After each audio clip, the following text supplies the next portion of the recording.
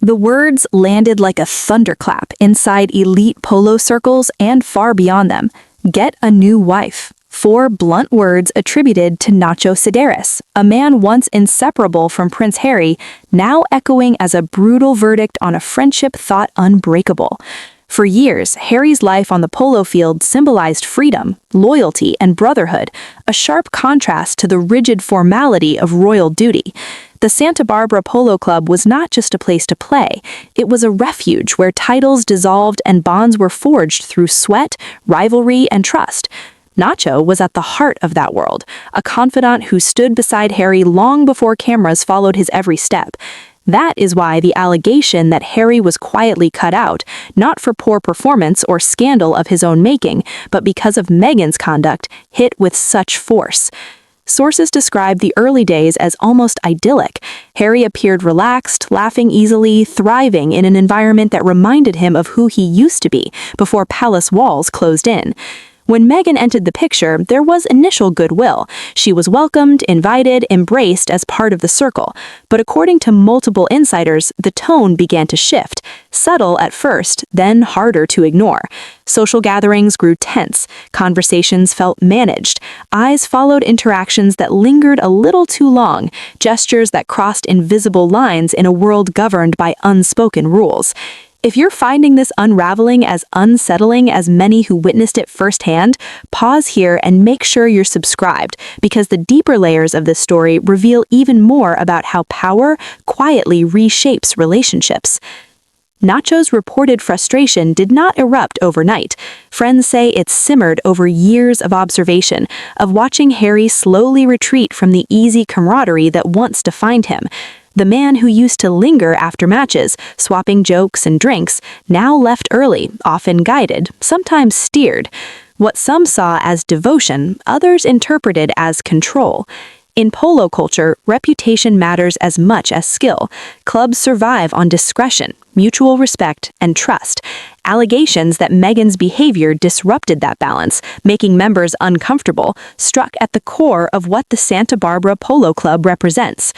When whispers emerged that Harry had been effectively removed, not formally expelled but socially sidelined, the message was unmistakable. This was not a minor disagreement, it was a boundary drawn. Insiders claim Harry was stunned, genuinely unable to believe that a space he considered sacred had turned cold. That shock speaks volumes. It suggests a man unaware of how far perceptions had shifted around him. And if this revelation raises questions for you about how many doors may have quietly closed, stay with this story, because what happened next exposes the true cost of isolation. This moment marked more than the loss of a club. It signaled the fracture of an identity Harry once clung to as proof he could build a life beyond royalty, a life anchored in friendship, respect, and shared passion. As you listen, ask yourself whether this was an unavoidable consequence or a warning ignored for too long. Share your thoughts below, because the debate over responsibility, loyalty, and influence is only just beginning, and the next chapter reveals how deep this rupture goes. The unraveling of Harry's world did not stop at the gates of the Polo Club. According to those who watched closely, this exclusion became a catalyst, accelerating a process that had already begun years earlier. Longtime friends noticed a pattern that felt eerily familiar. Question the relationship, and you disappeared. It was a dynamic many recognized from Harry's past few years, where skepticism was treated as betrayal and concern as hostility. Nacho, once among the most loyal, had crossed an invisible line by refusing to look away. That refusal, insiders say, came at a cost for everyone involved. What made the situation particularly painful was the history. Harry and Nacho's friendship wasn't superficial. It was built over countless matches, shared injuries, private jokes, and a mutual understanding of pressure that few outsiders could grasp. Nacho had defended Harry publicly more than once, brushing off criticism and presenting Meghan as a positive force in his life. That is why his reported change in stance felt so dramatic. Friends describe it not as malice, but as exhaustion, a sense that the harmony of spaces he helped protect was being compromised, and that Harry either could not or would not intervene. Observers of Meghan's behavior point to a recurring theme: intensity. At events meant to be relaxed, she was said to command attention, guiding conversations, redirecting focus, and positioning herself at the center of social gravity. Some found it charismatic, others found it intrusive. In tightly knit elite circles, perception matters. Discomfort, even unspoken, spreads quickly. Harry's apparent blindness to this discomfort only deepened the divide. Those close to him say he interpreted criticism as jealousy or misunderstanding, further isolating himself from feedback that once grounded him. If this sounds like a familiar pattern, it's because it mirrors what happened with family. The same sense of siege, the same narrowing of trusted voices. The Polo Club incident, alleged or not, became symbolic. It wasn't just about membership, it was about belonging. Losing that sense of belonging struck at Harry's core, forcing him to confront an uncomfortable reality. The life he thought he was building was costing him the very relationships that once defined him. If you're connecting these dots, make sure to like this video, because the pattern becomes even clearer as the story unfolds. Sources claim Harry tried to downplay the fallout, telling himself it was temporary, that time would smooth things over. But time, instead, seemed to harden decisions. Invitations slowed, calls went unanswered, familiar faces grew distant. The isolation wasn't loud, it was quiet, almost polite, which made it harder to fight. And in that silence, resentment brewed, not just toward Meghan, but toward Harry himself for allowing the divide to grow unchecked. This second fracture revealed something deeper than social tension. It exposed a man struggling to reconcile loyalty to his wife with loyalty to the life he once loved. That internal conflict, unresolved, set the stage for even greater losses ahead. Comment below if you think this was inevitable or avoidable, because the next phase of this story shows how isolation can become a trap with no obvious exit. Isolation has a way of distorting reality, and for Harry, those closest to the situation say this distortion became unmistakable. With fewer trusted voices around him, Meghan's perspective increasingly became the dominant lens through which he viewed the world. Friends noticed he repeated the same talking points, framed conflicts in identical language, and reacted defensively to even mild questions. It was as if a script had been written, and he was expected to follow it. This shift alarmed people like Nacho, who remembered a prince once open to challenge, debate, and self-reflection. Several insiders describe moments where Harry privately expressed confusion and fatigue. He spoke of pressure, of never quite getting things right, of feeling constantly misunderstood. Yet these admissions rarely translated into change.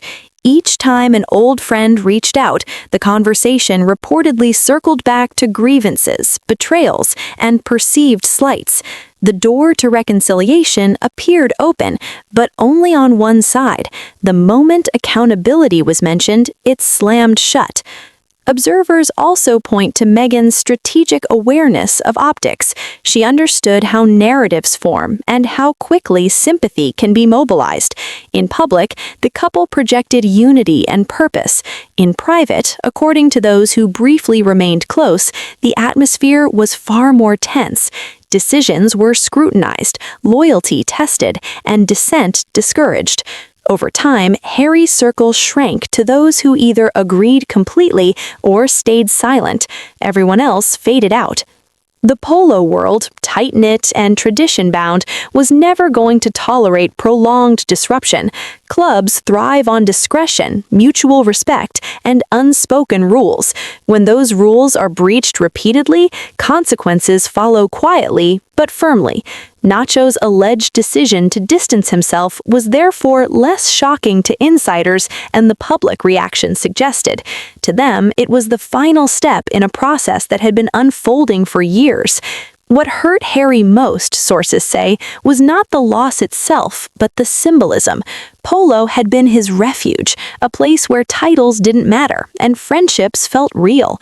Losing that sanctuary forced him to confront how much had changed. the life he escaped from in Britain had been replaced not by freedom, but by another kind of confinement. If this realization resonates with you, subscribe now because the emotional cost only deepens from here. As isolation set in, resentment began to turn inward.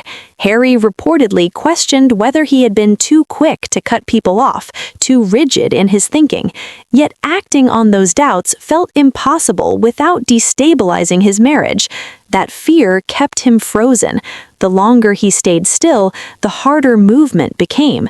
This section of the story is not about villains and heroes. It is about erosion. Trust eroded, friendships eroded, and eventually self-certainty eroded too.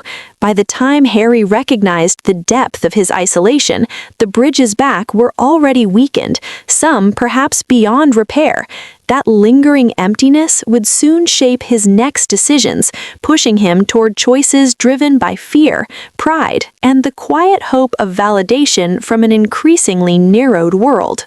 By the time the consequences became visible to the outside world, those on the inside had already watched the slow collapse unfold. Harry's public appearances grew more strained, his expressions tighter, his humor dulled. People who once described him as warm and approachable now spoke of distance, even defensiveness.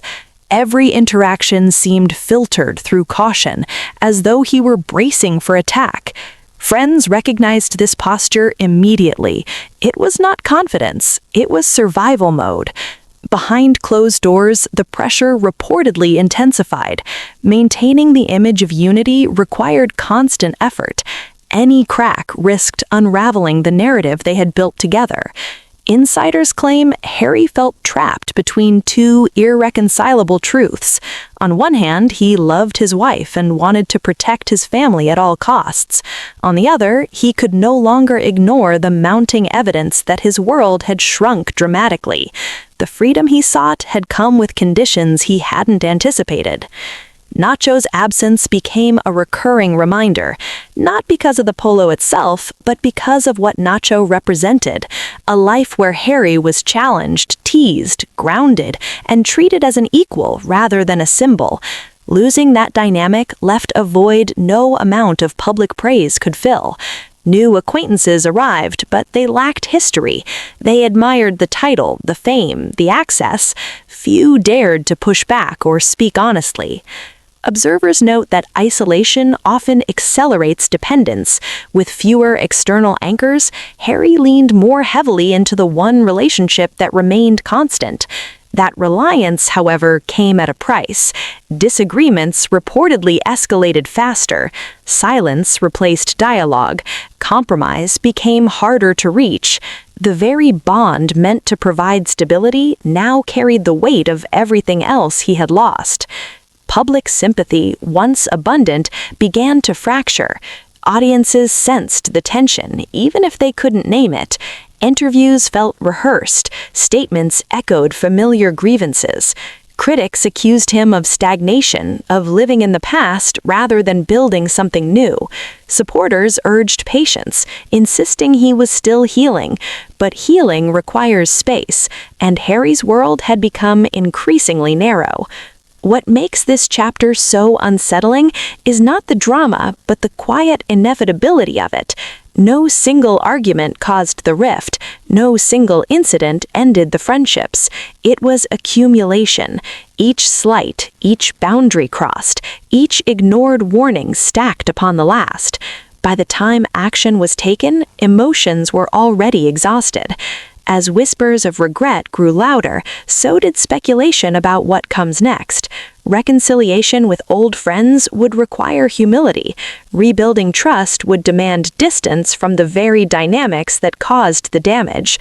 Whether Harry is willing or even able to make that shift remains the unanswered question. For now, he stands at a crossroads, caught between loyalty and loss, love and identity, moving forward while haunted by everything left behind. The final stage of this unraveling is the one few ever witness, the moment when reflection replaces reaction. According to those still loosely connected to Harry, this is where he now finds himself. Not angry, not defiant, but quietly reckoning with how dramatically his life has narrowed. The noise has faded enough for the questions to surface, the ones that cannot be blamed on tabloids or critics or palace machinery. Questions about choice, about agency, about whether love should require the erasure of everything that came before it. There's a noticeable shift in how Harry carries himself, less urgency to explain, more hesitation to engage. Friends interpret this not as peace, but as fatigue. Years of fighting perceived enemies have taken their toll. The battles were loud, but the aftermath is silent. And in that silence, the absence of once trusted voices grows heavier. Nacho's words linger not because they were cruel, but because they came from a place Harry once considered safe. What complicates matters further is that walking back now would be publicly humiliating. To acknowledge mistakes would mean validating critics he has spent years condemning. Pride becomes a barrier as real as loyalty. Admitting isolation would expose vulnerability, and vulnerability has rarely been rewarded in his recent experience.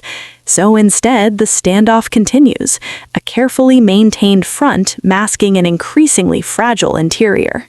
Those observing from the outside see patterns they've seen before, royal figures who stepped away, believing distance would bring clarity, only to discover exile magnifies uncertainty. History offers parallels, but Harry's situation feels uniquely modern. Every misstep is archived, replayed, monetized. There's no quiet retreat, no private reset. Even introspection becomes content fodder. And yet, something fundamental has shifted. The loss of friendships like Nacho's strips away illusion. Titles cannot replace trust. Platforms cannot replace belonging. Control cannot manufacture connection. These truths tend to surface only after everything else falls away. Harry's shock was not simply about being removed from a club or distanced from a friend. It was the realization that loyalty, once spent, is not easily replenished. Whether this becomes a turning point or a closing chapter remains uncertain. Some believe he will eventually seek reconciliation, slowly and privately, starting with those who knew him before the fractures. Others think the divide has grown too wide, that the world he left behind has already moved on without him. Both possibilities exist, suspended in the same unresolved space. What is undeniable is that the cost has now come due, not in headlines or scandals, but in solitude. The man who once thrived in teams, brotherhoods, and shared purpose now stands largely alone, tethered to a single narrative that offers diminishing returns. In the end, the question is no longer about blame or influence. It is about whether Harry can reclaim a sense of self independent of conflict before isolation hardens into permanence.